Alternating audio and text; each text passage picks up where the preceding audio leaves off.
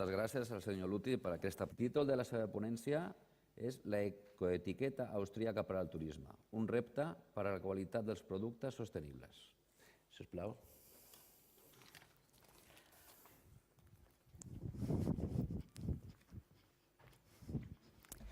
Thank you and good afternoon, ladies and gentlemen. I want to thank the organizers and also to my fellow colleagues for all those, I think, valuable examples of sustainable tourism that we've heard right now. And my job that I put myself for today will be to integrate that into a picture of sustainable tourism for tomorrow. The only thing is, I'm afraid I won't be able to paint a picture as vivid and colorful as Mr. Roulet from Val-d'Aosta has already done before, so I'll try to be as complex, as not complex as possible, because our job is to offer our tourism enterprises and our destinations, a supporting system to bring them towards sustainable tourism by our system of the Austrian eco-label of eco-certification. I always like to, when I can. Does it work? Which one? It's the other one. This one? Better? Yes. I always like to start with kind of a warning, because I think certification is something very valuable, and I think sustainable tourism is something that everybody working in tourism should be very much aware of. It's just that certification should be something for the best of, to show off best quality examples to the others, so that's very valuable, but everybody should think before whether it's worth the effort, because it's really a lot of effort and it's a complexity that's involved in a certification that you have to be aware of before you start a process like that, and there are also additional costs. So that's the bad side to start off for the beginning, but of course there are positive aspects to consider, because I think it's some of the topics like saving our resources, they are no longer part of only, the talk of the greens, talk of sustainability. It's really at the core of our industry. It's something that really everybody has to consider in their day-to-day work to try to save the resources, because it's saving money and costs like that. And from the other side, the other perspective that's also very important to us is, of course, also the expectations of our tourists. There are not so many tourists who are really asking for sustainable products. But on the other hand, especially if you are offering a touristic offer like we have in the mountains, in mountain tourism, it's something that our guests, they do expect from us. And if it's not here, it's something that they are clearly lacking. So there is, a feeling of, okay, I am here in the mountain, but am I in the mountain? How do I get, this real feeling like Mr. Roulet has been depicting it really very colorful way from Val-d'Aosta. I think Mr. Keller already mentioned it, because we are really dealing with very sensible natural habitats that we are living in. So it's for the future that we really have to try to preserve those pressures, those assets that we are having, that we are living now from, and that we have to try to preserve to be able to live from those treasures in the future. And at the end, what's also a very important aspect that I'm trying to concentrate today on is also the quality management. So it's no longer something for the greens, for sustainability talkers. It's a quality that everybody has to offer nowadays. So what is this kind of product quality that we are looking at in tourism today? We've come a little bit, talking about quality management. Everybody knows those ISO systems, so it's the standard quality management, focusing on things like durability, usability of the product. That's where we come from, and I think that's the basis where we start. Our service has to be good quality service, but we have to go one step further, especially if we are dealing with mountain tourism that we are right now. So eco-labeling and sustainable development brings in a broader scope. It's, of course, protecting the environment. Those topics are at the core of it. But it's also, of course, the responsible use of natural resources and other aspects that we haven't been talking so much about today. It's also those social responsibility topics. It's people we are dealing with. It's our guests are people, our employees are people, so it's a lot of social involvement in this whole industry. Another topic that has been mentioned too was the protection of our cultural heritage. That's something that's differentiating each destination from the other one. So it's really something that we should try to preserve. And maybe really another idea that we should have in the back of our heads is, you know, the perspective that we are using. We should really go from a short-term perspective to a more long-term perspective and really thinking in generations a little bit, if it's possible. So in the end, we should end in kind of modern, responsible economy, a picture a little bit like in Valleroste. I've been talking a lot about quality management, about certification. Which possibilities do we have there? On the one hand, if you look at, that's the left side, it's certification systems like the European eco-label that you might know and the Austrian eco-label. So they are dealing at the one side with the certificates, and on the other hand we have management systems that you might know from ISO. That's like the European management system, the environmental management system, EMAS, and the international ISO 14000. And then we have, to bring an even broader perspective into the picture, it's the ISO 26000. I would say it's a bit of an attempt of a management system to integrate the whole idea of sustainability into a management system. Yes, there is this possibility there, but I think it remains to be seen what will come of that, because it's a very complicated and complex world that we are living in talking about sustainability. That's just a picture. I won't talk about all of those labels. It's just an impression what we have there in environmental labeling. That's just an excerpt. There are many more eco-labels in tourism worldwide. So you see, it is a topic in tourism worldwide. Everybody, really, each country practically is trying to tackle that and to deal with it. Oh, I see Catalonia over there. Yeah, so I think really a lot of the labels are there, but what's there also is the danger of greenwashing as well, because it's not only really very high quality labels that are on the market, but it's also labels that are, to me, rather like marketing instruments, and they do have, of course, a danger for tourism enterprises using them. So what's this quality that I'm always talking about in tourism?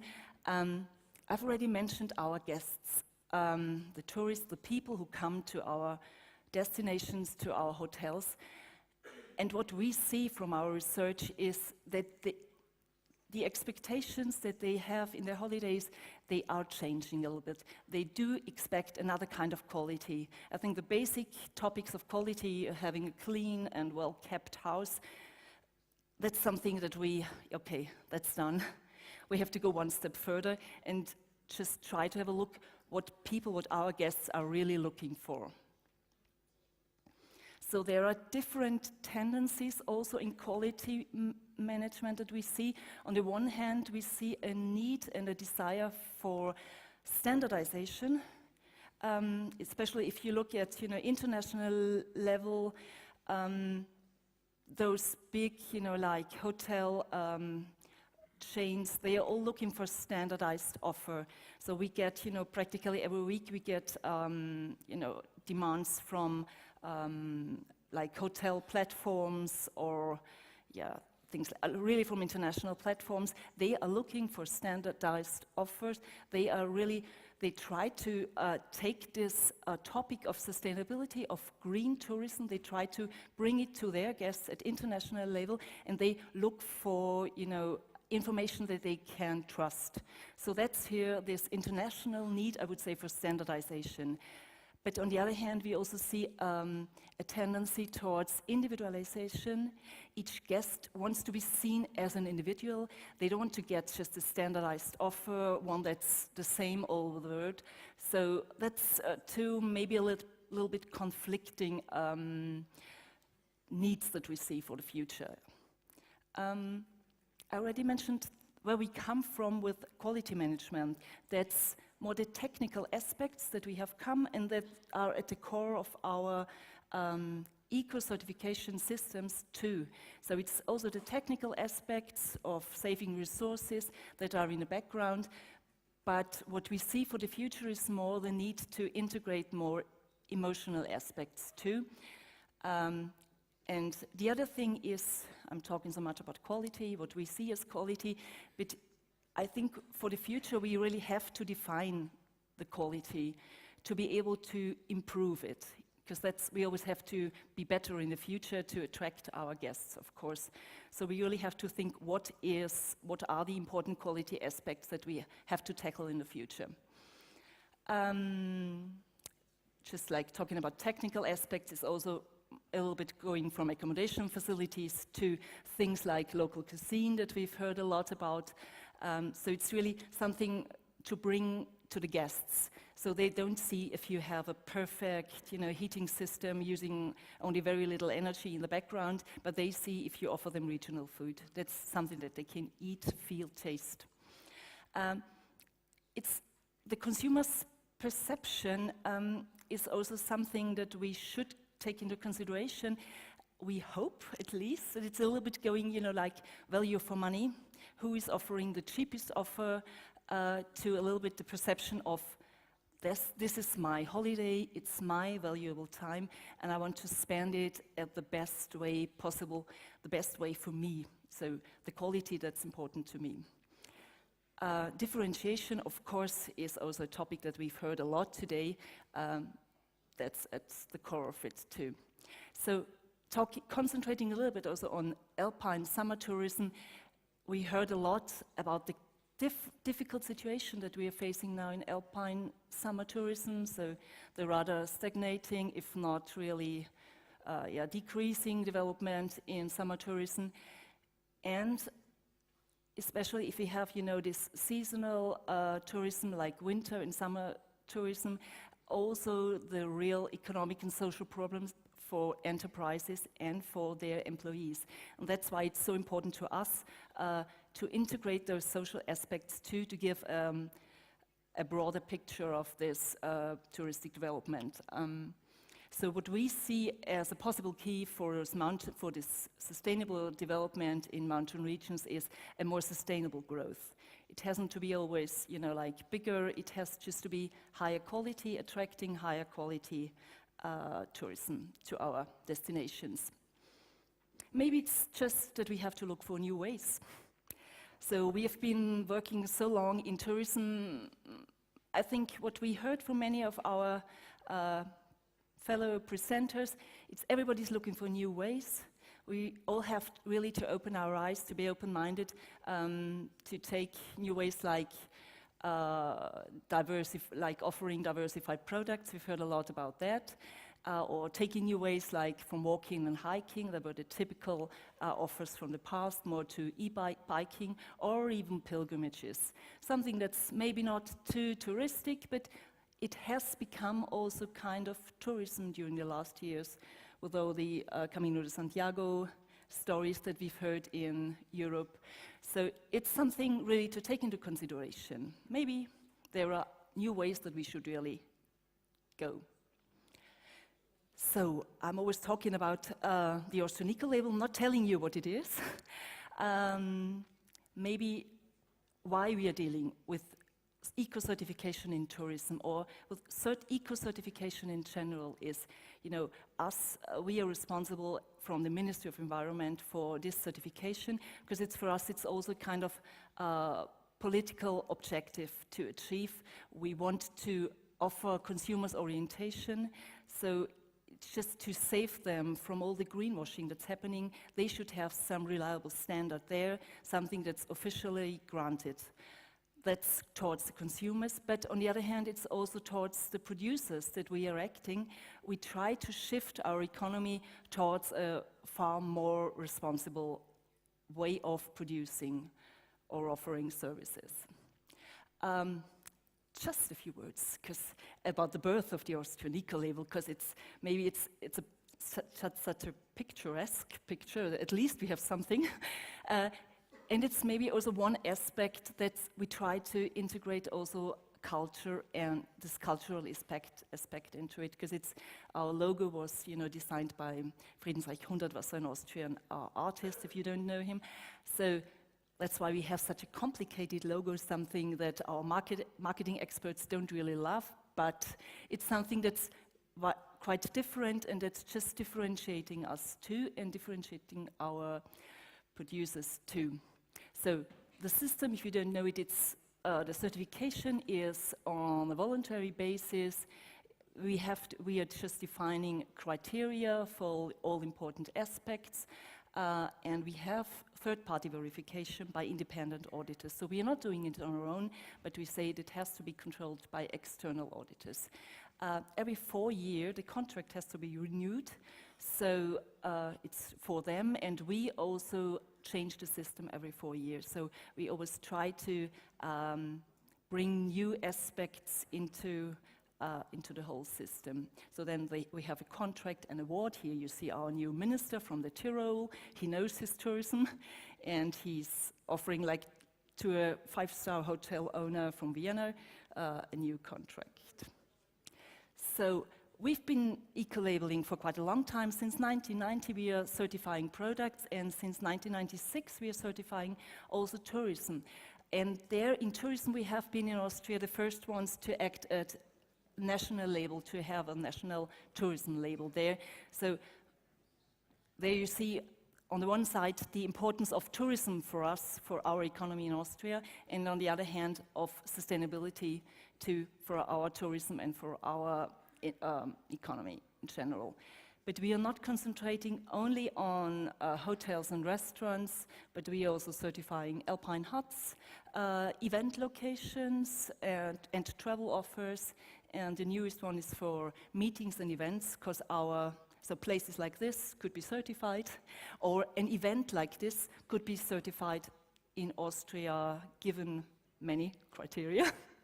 Because we saw the tendency in our Congress industry, they really wanted to be greener too. They had the need to diversify too, because they are active at a very, very international, a very competitive market in the Congress industry too. So they decided they wanted to really offer a more sustainable picture at international level.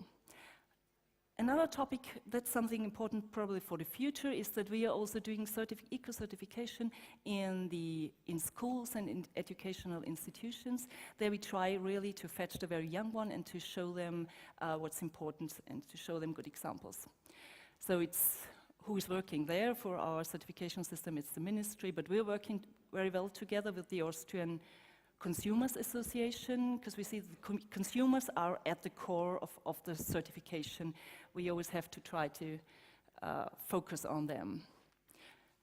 Yes, it's about the award criteria, how do we develop them, and it's quite a stakeholder process. So we just try to integrate the whole industry in this system, and then have decision-making also abroad.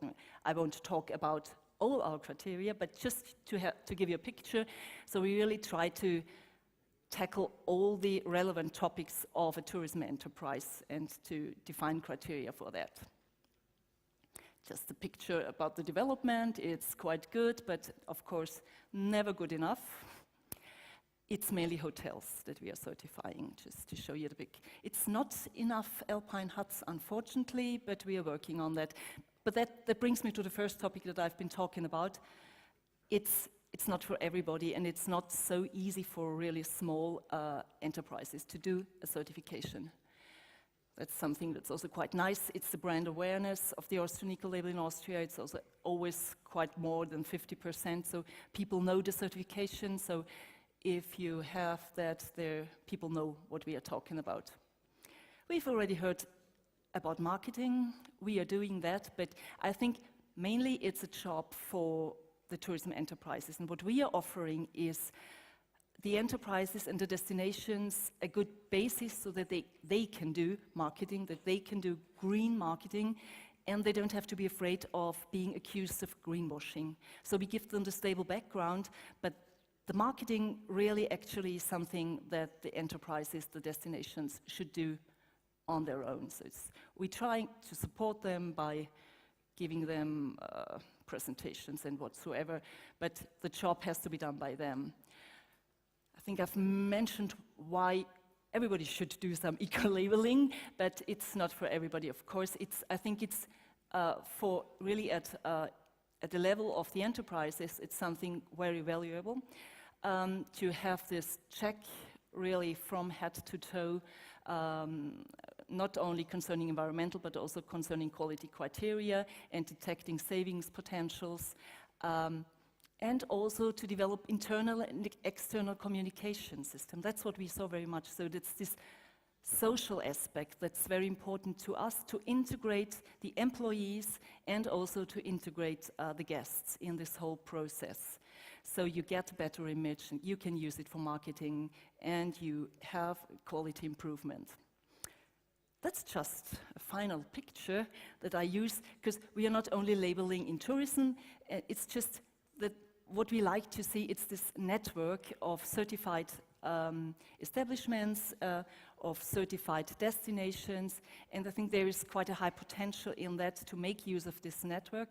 And I kind of think that would be maybe a good idea to see also this Congress as a kind of network for the future development of our Alpine tourism, of Alpine summer tourism, as well as winter tourism, to make use of this event as a network community too. And then I would have really to say thank you for the organizers to offer us this possibility. Thank you.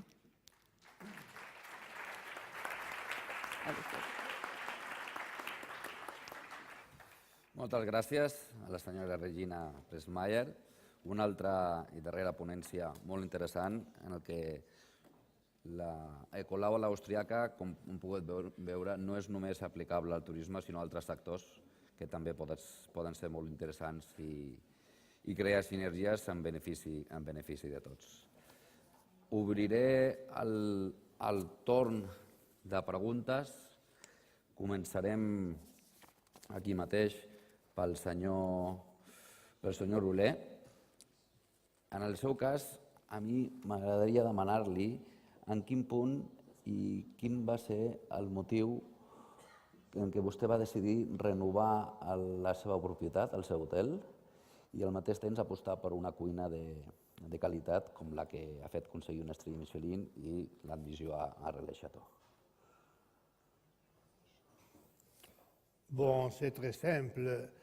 Les hôtels vieillissent et il faut toujours renouveler, il faut toujours refaire, il faut toujours changer, il faut toujours avoir le courage d'être innovatif. D'autre côté, il faut faire attention. Dans ma maison, nous avons 3 restaurants. C'est-à-dire, nous avons éloigné la cuisine typique. Nous l'avons mis dans un lieu typique.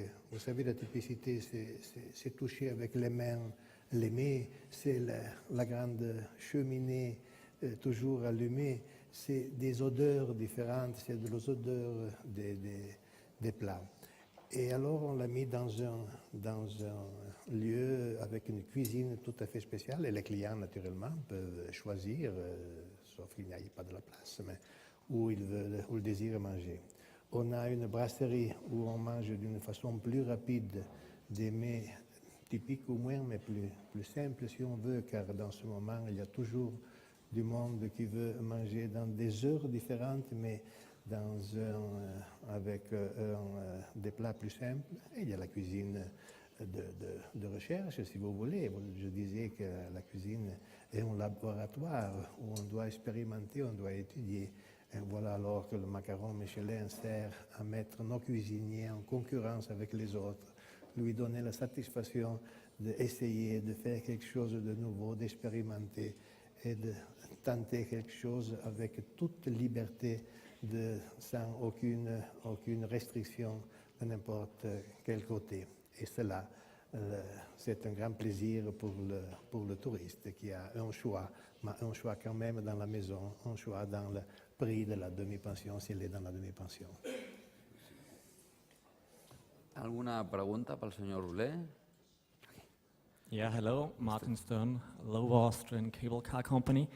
I have a question to Mr. Lüthi from Switzerland. We are facing the challenge that keeping the hiking routes maintained is getting more and more difficult, mainly due to lacking human as well as financial capacity. How do you ensure to keep the hiking routes maintained? In Switzerland, we are in the good situation that the regular maintain of the hiking route is state policy. So the Swiss Alpine Club has not really to do big investments in the maintenance of the hard access ways. The most part is the state, the communes, the state. Thank you.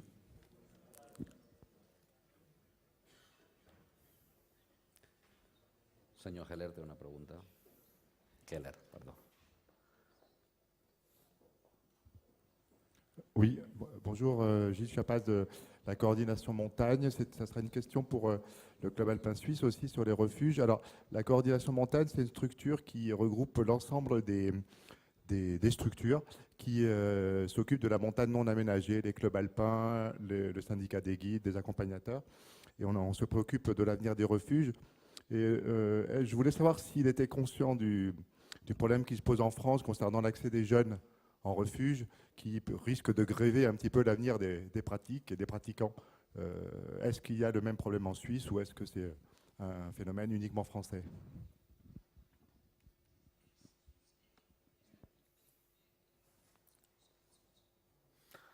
No, I think that's not only happening in France, it's also something that we recognize in Switzerland. So young people, they climb, they do sports, climbing sports, skiing, until they are, I would say, 18, 20, then suddenly they are away.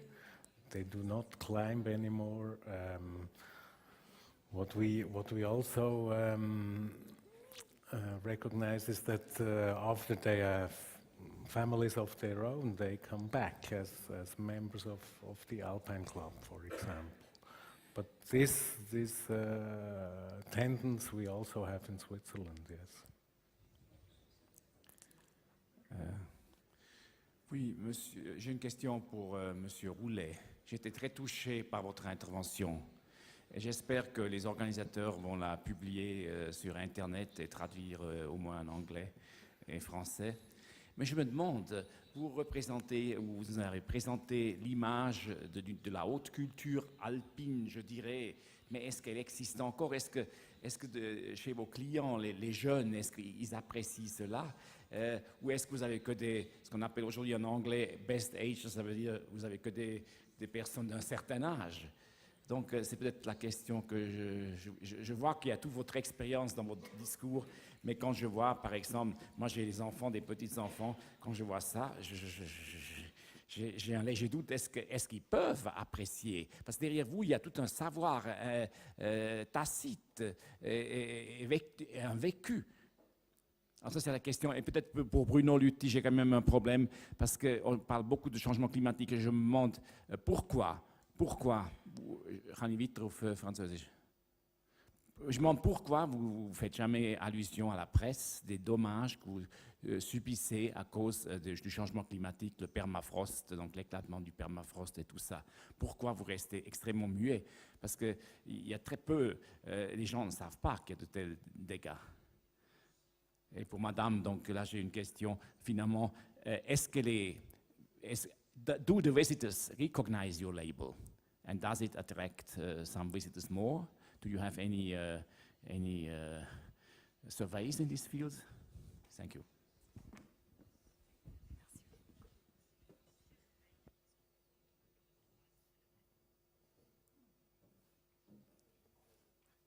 Bon, je peux commencer à parler des jeunes et de l'hôtellerie et des jeunes et la montagne.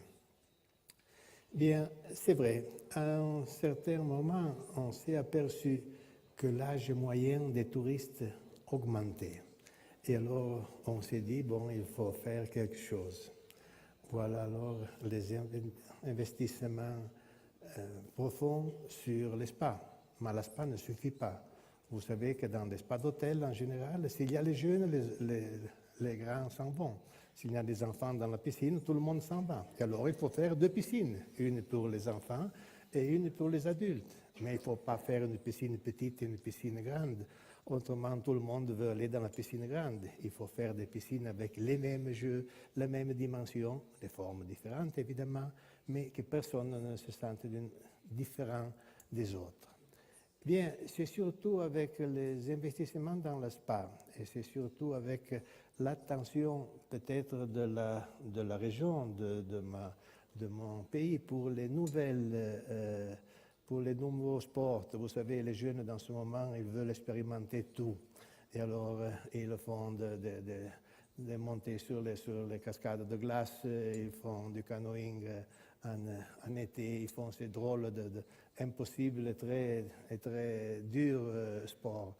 Il faut leur donner cette possibilité, mais les possibilités sont toujours les mêmes d'autrefois. Ce sont des possibilités d'avoir des émotions. Et c'est sûr que si les jeunes aiment un hôtel, bon, tous les parents iront dans cet hôtel. Et il faut savoir que les parents vont où les jeunes décident d'y aller.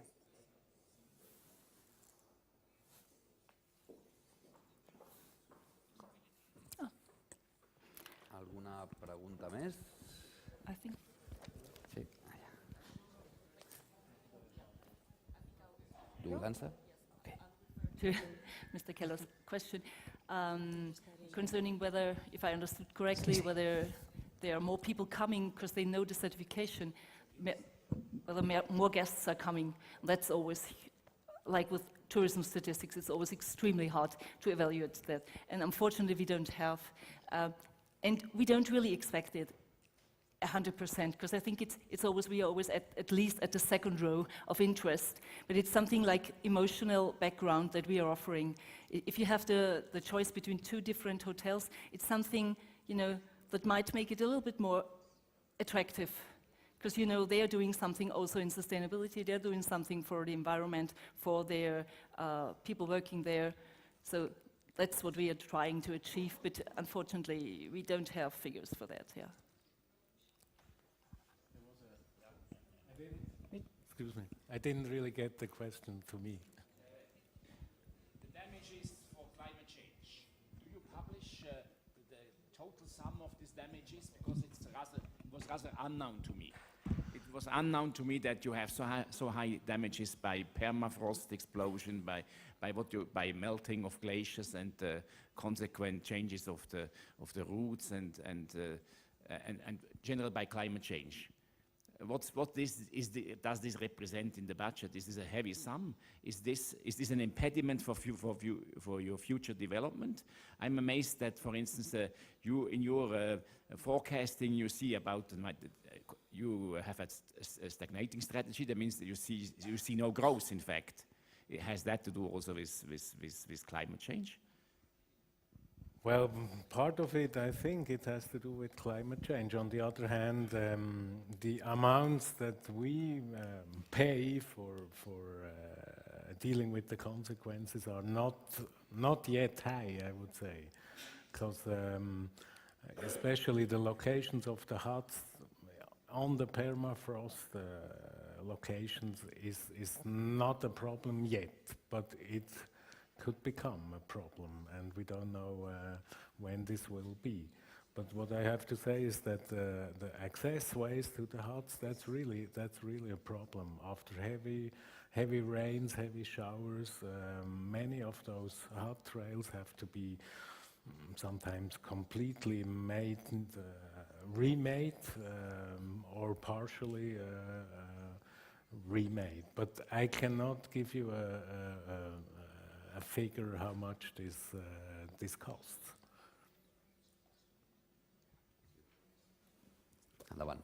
Hola, bona tarda, em dic Albert, vinc del Patronat de Turisme Costa Brava, Pirineu de Girona, i voldria fer una pregunta al senyor Roler, perquè parlant del Vall d'Aosta, el que vaig poder estar fa un temps, a l'hora de parlar del recurs principal turístic estem parlant de 3 icones conegudes a nivell europeu, com són el Mont Blanc, com són el Cerví, com és el Gran Paradiso. Llavors, molt probablement el client que va a la Vall d'Aosta, aquest serà el recurs o el motiu del viatge. Llavors, sí que a partir d'aquí, per millorar l'oferta, hem fet tot un seguit de noves propostes amb tradició, amb gastronomia local, amb producte local, etc.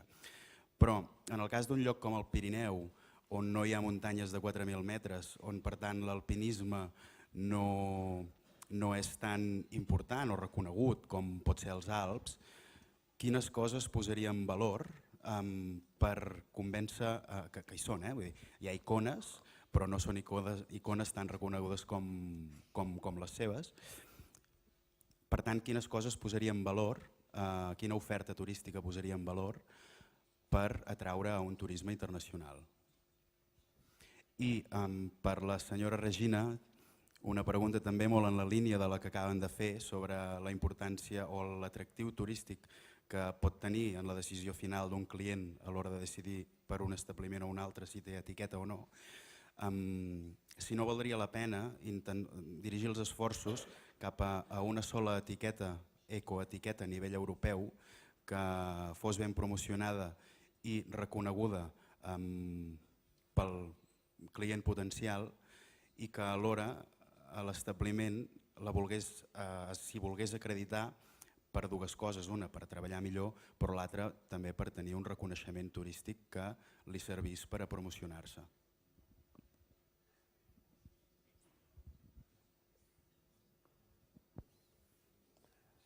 Bon, je n'oserais jamais donner des conseils pour comment faire pour augmenter les touristes dans les Pyrénées. Mais je voudrais partager avec vous une considération. Et c'est-à-dire, la montagne est tellement fragile qu'il faut savoir qu'on ne peut pas augmenter toujours pour toujours la montagne. C'est-à-dire, on peut faire du tourisme pour faire si que la montagne survive. Mais c'est très difficile dans nos montagnes, en Europe, dans les Alpes, mais peut-être même dans les Pyrénées, augmenter sans abîmer le sol, sans abîmer l'environnement. Cela pour vous dire qu'il n'est pas dit qu'il faut augmenter toujours. Simplement, peut-être, il faut trouver une bonne solution pour un bon équilibre. Vous savez, l'équilibre qu'on dit depuis toujours, le bon équilibre qui fait la vie correcte et moderne.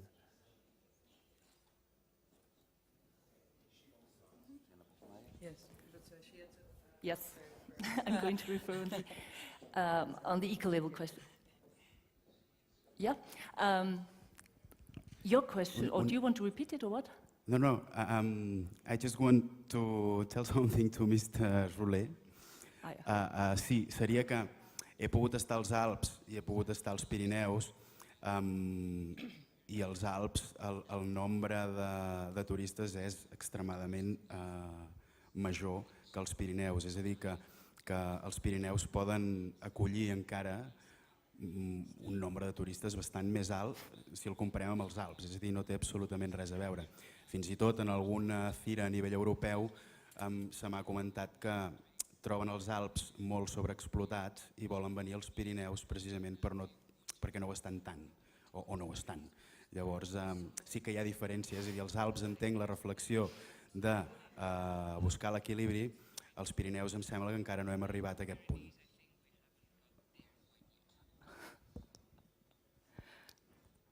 Now I feel I have to add something because the Alps are not that crowded, talking about Austria at least. No, but your question concerning an eco-certification at European level is one that we've been posing ourselves for many years, because the Austrian eco-label was there many years before there was a European one, and we helped, or we formed part to develop the European eco-label, because we saw it also as a very important way to raise this development at European level, and we are also responsible body for the European eco-label. And what we also try to offer our tourism enterprises is a double certification, doing the Austrian and the European eco-label together. We also tried to streamline the criteria development. The problem is that at European level, you know the procedures at European level, and I can tell you they are very complicated and they take a long time. And so that's why we decided we take the two ways side by side and be far more flexible at national level, because we were offering far more than European level. We are certifying far more product lines and service lines too. So that's why we have it anyway. Tourism is only one sector that we are certifying too. But we are following this way. And another development that we've seen during the last few years is an internationalization of this whole process by the UN, the Global Sustainable Tourism Criteria that we helped to develop too. So we are talking no longer about a European standardization, but an international one. And so we there have this GSTC criteria, and they are putting kind of an umbrella over all those national, regional, or whatsoever certification systems, and tell you whether they are high-level criteria, yes or no. But they are not even eco, but they are really sustainability. So they take into consideration all the three pillars. Yeah. Okay. Oh, you still wanted to react, no? I see.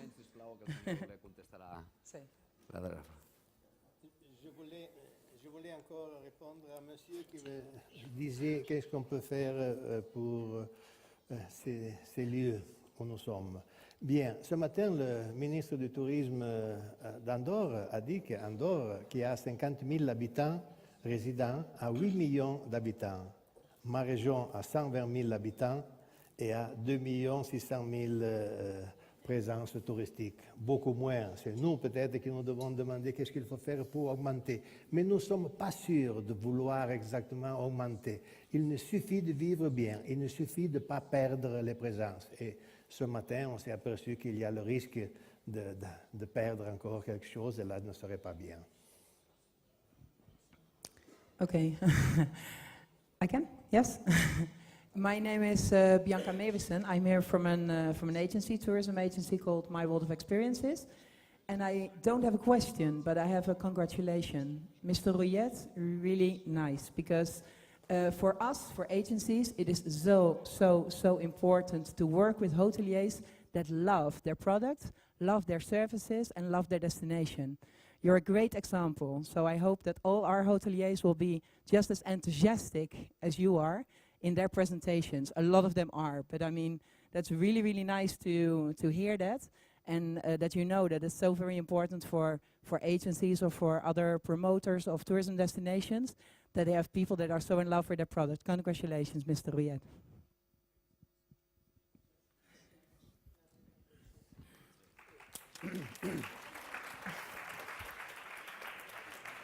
Moltes gràcies. Jo tinc una pregunta més per a la senyora Preslmair. M'agradaria saber en quin punt, després de pràcticament 25 anys des que va començar aquesta feina amb l'Austrian Ecolabel, en quin punt de cara, des del punt de vista del client, quina importància té en l'elecció del producte, de l'hotel, de la destinació o inclús, en el cas de les escoles, quin punt de maduresa té aquest producte pel client, pel possible client?